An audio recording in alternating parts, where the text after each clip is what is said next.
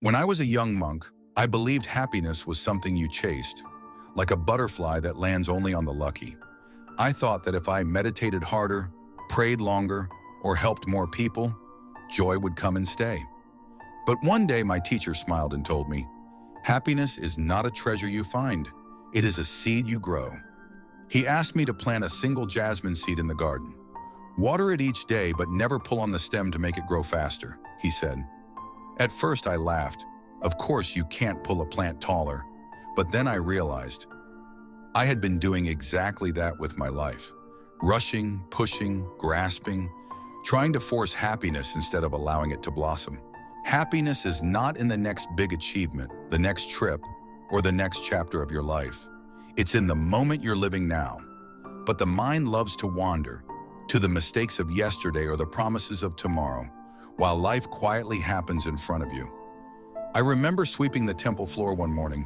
My thoughts were far away, thinking about letters I had to write, repairs to be made, what the next year might hold.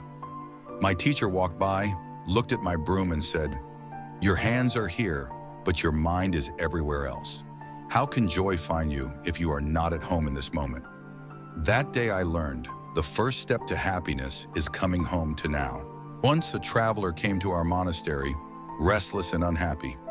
I gave him a cup of water and stirred it with a stick until it turned cloudy. "This is your mind," I said. Then I set it down and we waited. Slowly the dirt settled and the water became clear again. When we slow down, breathe, and let thoughts settle, clarity returns. And with clarity comes peace, and with peace, happiness finds space to enter.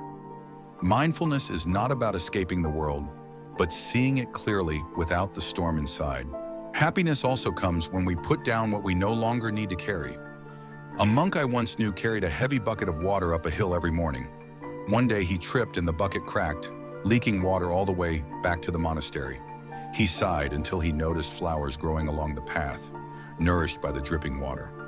Sometimes the things we see as mistakes, failures, or losses are quietly giving life to something beautiful. Letting go is not forgetting. It's allowing the past to feed the present without holding us prisoner.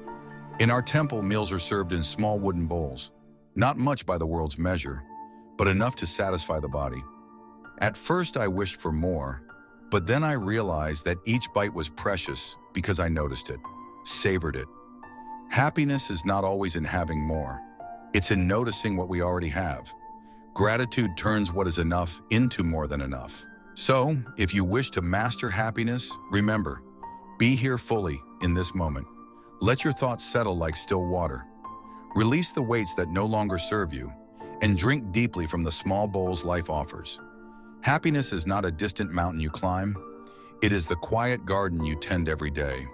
And when you care for it with patience and presence, you'll find that joy was never missing.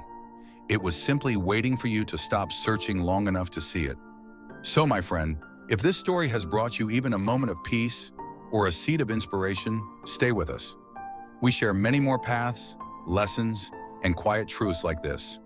Walk with us on this journey, friend, and remember to subscribe so we can keep growing together.